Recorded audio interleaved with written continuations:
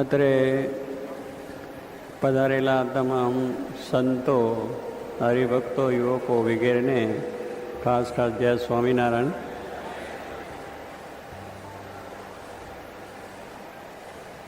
આજના ઉત્સવ નિમિત્તે બધું આયોજન થયું છે. કાર્યક્રમ પણ આપણે બધાએ જોયો છે, માન્યો છે. આ બધું જે કાર્ય આપ જુઓ છો ને આપ બધા જે વાત કરો છો એ ભગવાનનું જ કાર્ય છે અને ભગવાન પોતે કરે છે. જ્યારે આ જે પદ એ જ્યારે સ્વીકારવાની વાત થઈ ત્યારે પણ શાસ્ત્રી મહારાજને કહેલું કે મારી શક્તિ બહારનું કામ છે. આ કામ કોઈ સામાન્ય નથી, બહુ જ મહાન કાર્ય છે. હજારો લાખો હરિભક્તો અને સંતો અને આવું મોટું વિશાળ કાર્ય, જે મંદિરોનું આયોજન, એ બધાનું હું એક નાનો સામાન્ય વ્યક્તિ આ ઉઠાવી શકું એ મારી શક્તિ બહારનું કામ હતું. એમને વિનંતી કરી પણ છતાં એમની જે કૃપા,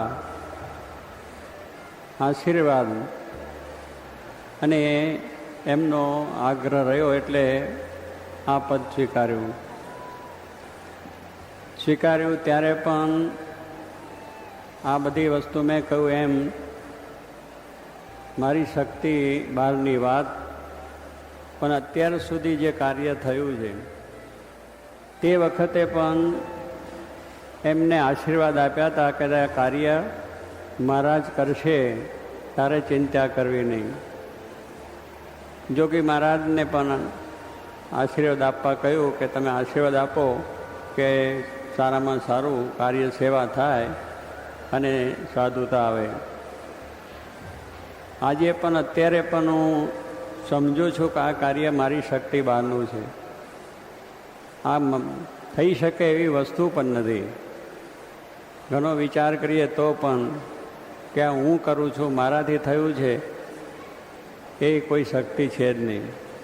અત્યારે પણ જે આ કાર્ય થઈ રહ્યું છે આજના દિવસ સુધી, એ એમની કૃપાથી, એમના બળથી, એમની પ્રેરણાથી, એમના આશીર્વાદથી આ કાર્ય થાય.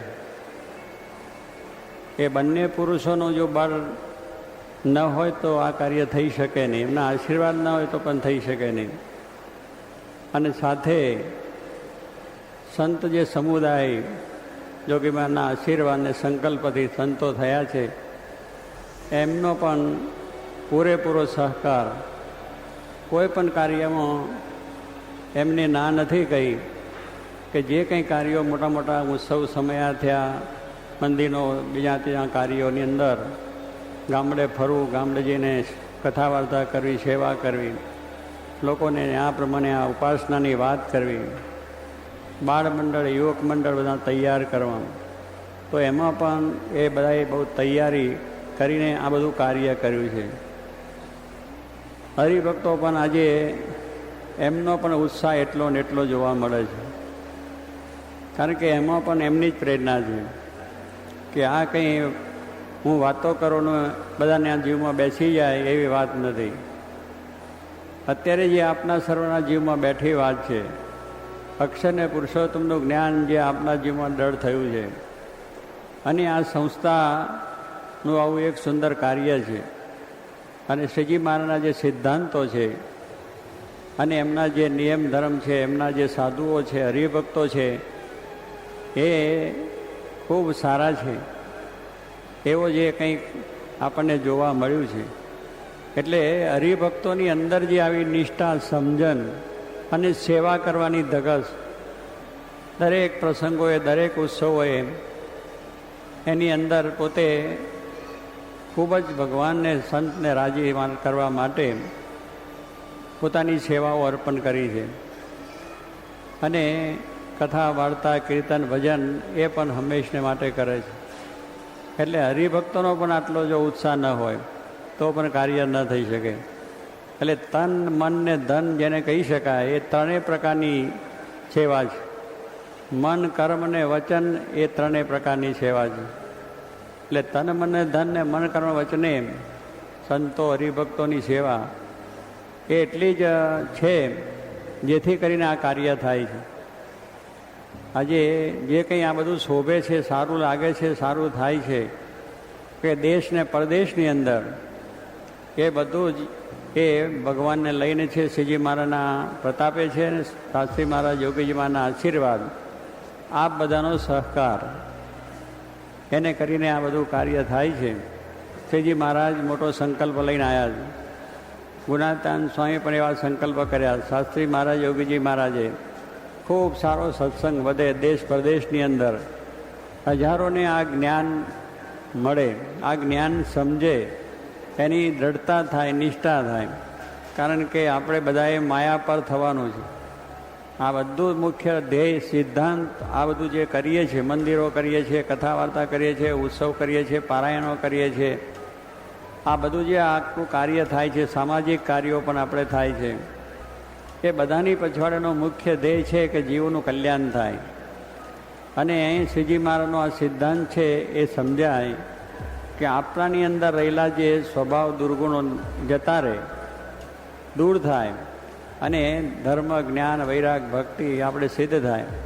એ આ બધા જ કાર્યો પાછળનું રહસ્ય છે. કારણ કે બધું કાર્ય તો છે પણ એનો મુખ્ય શ્રીજી મહારાજનો જે મેસેજ કહીએ છીએ કે જેનો સંદેશો કહીએ છીએ, એ સંદેશો એમનો એ જ છે કે આત્મારૂપ થઈને પરમાત્માની ભક્તિ કરવી. અને એ પ્રમાણે એમને પોતે વાત કરેલી છે. શિક્ષાપત્રીમાં કહી છે, વચનાવતમાં વાત કરી છે. શાસ્ત્રી મહારાજે મૂર્તિમાન અક્ષરને પુરુષોત્તમની મૂર્તિઓ પધરાવી છે. ગુણાતાન સ્વામીએ વાતોની અંદર ખૂબ વાતો કરી છે. શ્રીજી મહારાજે પણ કહ્યું કે બધા સંતોને કે તમે શું કરો, તો કે તમે મહારાજ જે આજ્ઞા કરો અમે કરી શકીએ. તપ કહો તો તપ કરીએ, વ્રત કહો તો વ્રત કરીએ, કાં તો પાંદડા ખાઈને રહીએ, હવા ભરખીને રહીએ, અગ્નિનો તાપ ઉપર નીચે તપાવે ને તપીએ. ફરી આ પ્રમાણે જે તમે કહો એ અમે બધું જ કરી શકીએ. મહારાજે જોયું સંતોની વાણી સાંભળીને, મહારાજ કહે છે કે આ બધું તમે કરી શકો એમ છો. કારણ કે મેં તમારી શક્તિ જોઈ છે કે તમને મેં આ પ્રમાણે આની અંદરથી પસાર, આ કસોટીમાંથી પસાર થવા માટે બહુ જ ભીડો આપ્યો છે. લોકોએ તમને માર્યા છે, અપમાન કર્યા, તિરસ્કાર કર્યા, બધું સહન કર્યું છે. અને આ પ્રમાણે તમારાથી બધું તપ, ત્યાગ, વૈરાગ કે જે કંઈ કહો એ બધું થઈ શકે એવી શક્તિ છે. 108 પ્રકરણ મેં ફેરવ્યા તમને આ પ્રમાણે કરવા માટે કે જે પ્રકરણોની અંદર માણસ ટકી શકે નહીં, ઘર ભેગો થઈ જાય એવા આકરા વ્રત મહારાજે સંતોને કરાયા. 108 પ્રકરણ કે જેની અંદર એમને પરીક્ષા કરીને પરીક્ષામાં પહેલો નંબર બધા પાસ થયા. અરે સંતો કહ્યું, મહારાજ તમે કહો ને શું ન થાય, કારણ તમે ભગવાન છો ને તમારા માટે તો આ દેહ કુરબાન છે, સમર્પણ થયા છે, એટલે જે આજ્ઞા કરો તરવા તૈયાર છે. મહારાજે કહ્યું બરાબર છે, તમારામાં મને વિશ્વાસ છે કે તમે બધા તન તોડીને બધી ઘણી આ પ્રમાણે સેવા કરી છે અને તમારામાં આ રીતનું કોઈ જાતનું અભિમાન નથી, કોઈ જાતનું માન પણ નથી, અને બહુ સેવક થઈને દાસ ભાવે થઈને કેવળ મને રાજી કરવા માટે કર્યું. પણ એક વાત મારે તમને કરવી છે કે માનો ચૈતન્ય રૂપ તમારું દેહ રૂપ દેહ તેથી ન્યારું, દુઃખ રૂપ દેહ તે થકી ન્યારું. કે આ શરીર છે એ દુઃખરૂપ છે, એનાથી ન્યારું, એનાથી જુદું એવું જે ચૈતન્ય સ્વરૂપ આત્મા છે એ રૂપ તમે માનો. આટલું જ મારે કરાવવું છે તમારી પાસે. આ બધું જ કરી શકો છો પણ આ થવું કઠિન છે. કારણ કે દેહ ભાવ આખો તૂટી જવો, દેહની અંદરની વાસના નીકળી જવી, એ આગળના ઘણા મહાત્માઓ, મહાન પુરુષો, ઋષિઓ થઈ ગયા, મોટા મોટા દેવો છે, એને પણ આ માયા નડી ગઈ છે, એને પણ દેહ ભાવ આવી ગયો છે. અને એની અંદર આ પ્રમાણે કોઈને ક્રોધ, કોઈને લોભ, કોઈને કામ, કોઈને માન, કોઈને ઈર્ષા, એવી અનેક મુશ્કેલીઓ નડી છે અને મહાન સિદ્ધો કહેવાય છતાં એ કારણ કે દેહ રૂપ જ્યારે મનાય છે ત્યારે આ બધી વસ્તુ નડે છે. એટલે મહારાજ કહે છે કે આ દેહનો ભાવ તમારામાં ટળી જાય, કારણ કે દેહ છે દુઃખરૂપ છે એટલું સમજો. એટલે એને ગમે તેટલું થાય તો પણ તમને વાંધો ના આવે, કારણ કે આપણે તપ કરીએ તો તપનું માન આવી જાય. આપણે આ પ્રમાણે કંઈ બીજું કાર્ય કરીએ, મોટા ઉત્સવ સમય કરતા એનું પણ માન આવે, કથા વાર્તાનું માન આવે, અને બીજી રીતની આપણી સેવાઓ છે એનું પણ માન આવી જાય. વળી આપણને કોઈ બોલી જાય તો ખોટું બહુ લાગી જાય, દુઃખ પણ થઈ જાય, અને ભગવાનની વિશેના પણ ભાવ ફરી જાય. એટલે મહારાજે કહ્યું કે આ ભાવ તમને જે આવો ને આવો છે સમર્પણનો, ને જે કાર્ય કરો છો એવો ને એવો ભાવ નિરંતર રહે, એને માટે આ દેહ દુઃખરૂપ છે એનાથી ન્યારો એવું જે ચૈતન્ય રૂપ તમારું છે આત્મા, એ સ્વરૂપ માનીને મારી ભક્તિ કરો. એ મારે તમને કરાવવું જ. બસ આટલું થઈ ગયું તો બધું જ એની અંદર આવી જાય, કોઈ વસ્તુ બાકી રહેતી નથી. આટલી જ વસ્તુ સિદ્ધ આપણે કરવાની.